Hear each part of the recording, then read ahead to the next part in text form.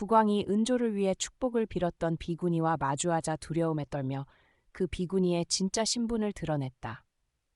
알고 보니 그 은둔한 비구니는 선제의 왕비이자 태자 이열의 친어머니였다. 옛날 선제는 왕위를 이열 태자에게 물려주려 했으나 국왕이 왕위를 찬탈하기 위해 왕비를 몰래 해치고 수경을 함께 모함하여 왕비에게 간통죄를 뒤집어 씌웠다. 왕비를 냉궁에 가두었고 왕비는 너무 큰 실망과 고통에 가짜 죽음을 가장하여 궁을 떠났다. 오랜 비밀이 영원히 묻힐 줄 알았는데 이제 아들을 지키기 위해 왕비가 결심하고 강호에 재출현하여 국왕을 무너뜨리려 한다.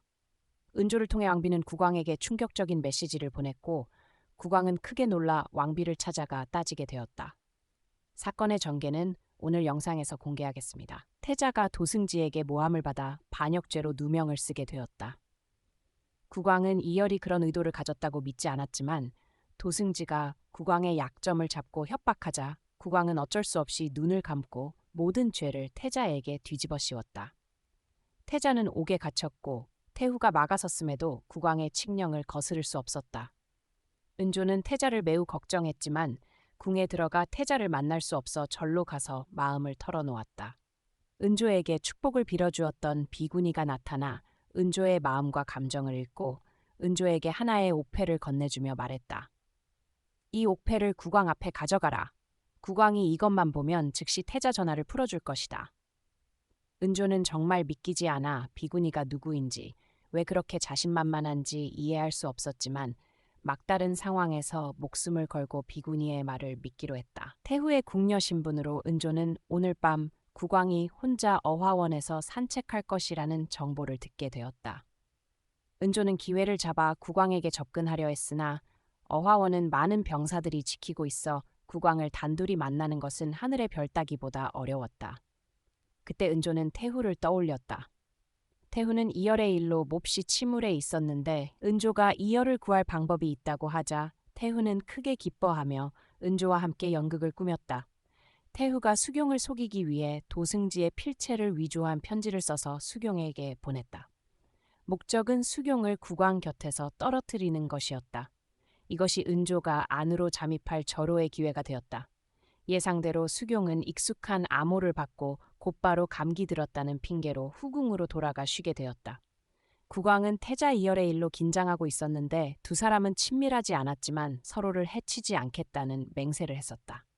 그런데 지금 국왕은 눈앞에서 이열이 다른 사람에게 모함당하는 것을 지켜볼 수밖에 없어 매우 괴로웠다. 한 그림자가 몰래 들어와 문을 닫자 국왕은 깜짝 놀랐다. 은조를 본 국왕은 화를 내며 말했다. 대담하구나. 네가 누구이기에 감히 짐의 황궁에 멋대로 들어오느냐. 은조는 이때 태감복장으로 무릎 꿇고 죄를 청하며 말했다. 국왕 폐하, 신은 어쩔 수 없이 이렇게 해야 했습니다. 태자가 억울합니다. 제발 태자를 구해 주십시오. 국왕은 검을 뽑아 은조의 머리에 겨누며 말했다. 말하라, 네가 대체 누구냐. 은조는 떨면서 품속에서 옥패를 꺼내 국왕에게 바쳤다. 국왕 폐하, 진정해 주십시오. 국왕이 옥패를 보자마자 검을 내려놓고 얼굴이 창백해지며 말했다. 이것은 네가 어째서 이것을 가지고 있느냐. 은조는 무릎 꿇고 말했다. 국왕 폐하, 이 옥패는 한 비구니가 신에게 준 것입니다. 비구니가 말하길 이 옥패를 국왕께 드리면 태자를 구할 수 있다고 하여 신이 모욕을 무릅쓰고 폐하를 베었습니다. 신은 만번 죽어 마땅합니다. 제발 용서해 주십시오. 국왕은 옥패를 손에 쥐고 당황하며 말했다. 왕비인가? 그녀가 아직 살아있었단 말인가? 국왕은 노하여 말했다. 너 즉시 짐을 그 비구니에게 데려가라. 네가 거짓말을 했다면 100번 찢어 죽이겠다. 은조는 비구니의 말이 사실이라고 믿었는데 옥패만 보여주면 이열이 풀려날 줄 알았으나 국왕이 이렇게 화를 내니 매우 걱정되어 바로 그날 밤 국왕을 데리고 비구니를 찾으러 갔다. 과연 비구니는 국왕이 올 것을 예상하고 방에서 기다리고 있었다. 국왕과 은조가 절에 도착하자 얼굴을 가린 한 남자가 달려와 국왕을 안내하며 은조에게는 밖에서 기다리라고 했다.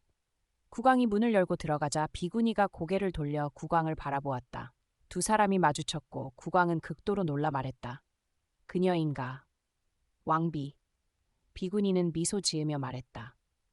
맞습니다. 하지만 이제 저는 왕비가 아닙니다. 저는 비군입니다. 국왕 폐하께 청한드립니다. 국왕은 눈이 붉어지며 목이 메어 말했다. 정녕 살아있었구나. 왕비여, 어찌하여 가짜 죽음으로 짐을 속였느냐. 어찌하여 이렇게 오랫동안 나타나지 않았느냐. 비군이는 몸을 돌려 국왕을 향해 담담히 말했다. 국왕 폐하, 그때 우리의 사랑 속에서 하신 약속을 기억하십니까? 우리가 사랑했을 때 폐하께서는 저를 위해 무엇이든 하겠다고 하셨습니다. 하지만 운명이 장난을 쳐 제가 선제의 왕비가 되었고 저는 그 감정을 깊이 묻었습니다. 이열을 임신했을 때 저는 선제에게 일편단심하기로 결심했습니다. 그런데 선제가 요절하시고 폐하께서 왕이 되셨을 때 그날 밤 무경의 밤에 폐하께서 저에게 무엇을 약속하셨는지 기억하십니까? 국왕은 눈이 붉어지며 머뭇거리다 말했다. 기억한다. 평생 이열을 건드리지 않고 어떤 대가를 치르더라도 이열을 지키겠다고 맹세했다. 비구니는 원통함을 담아 말했다. 그런데 지금 폐하는 제 이열에게 무엇을 하고 계십니까? 그때 폐하는 저를 오해하시고 수경의 말을 믿어 제 품행을 의심하셨습니다. 저는 정말 실망했지만 기꺼이 벌을 받았습니다. 왜냐하면 제가 폐하 앞에 남아있으면 모든 일이 끝나지 않을 것이고 제 이열도 평안하지 못할 것을 알았기 때문입니다. 그래서 이열을 태후에게 맡기고 가짜 죽음으로 궁을 떠났습니다. 폐하와의 인연을 끊고 이열을 지키려 했습니다. 그동안 저는 살아서 이열과 폐하를 지켜보았습니다.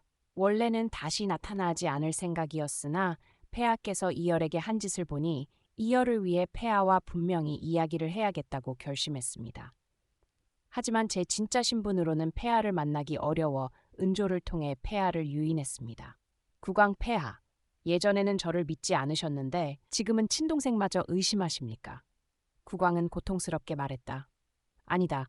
하지만 동생이 스스로 그물에 걸렸고 증거가 산더미처럼 쌓여 반역죄는 구족을 멸하는 중죄라 어쩔 수 없다. 비구니는 품속에서 한 권의 책을 꺼내 국왕에게 주며 말했다. 정말 이열을 해치고 싶지 않으시다면 이것이 도승지를 대적할 무기가 될 것입니다. 국왕 폐하, 도승지는 충신이 아닙니다. 그는 과거 영달과 부귀를 위해 친구를 팔아넘기고 양심을 저버렸습니다.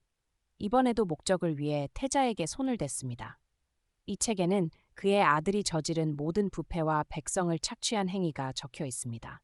이것으로 교환하시면 반드시 성공하실 것입니다. 국왕은 책을 받아두고 눈물을 글썽이며 말했다. 고맙다 왕비여. 내가 잘못했다.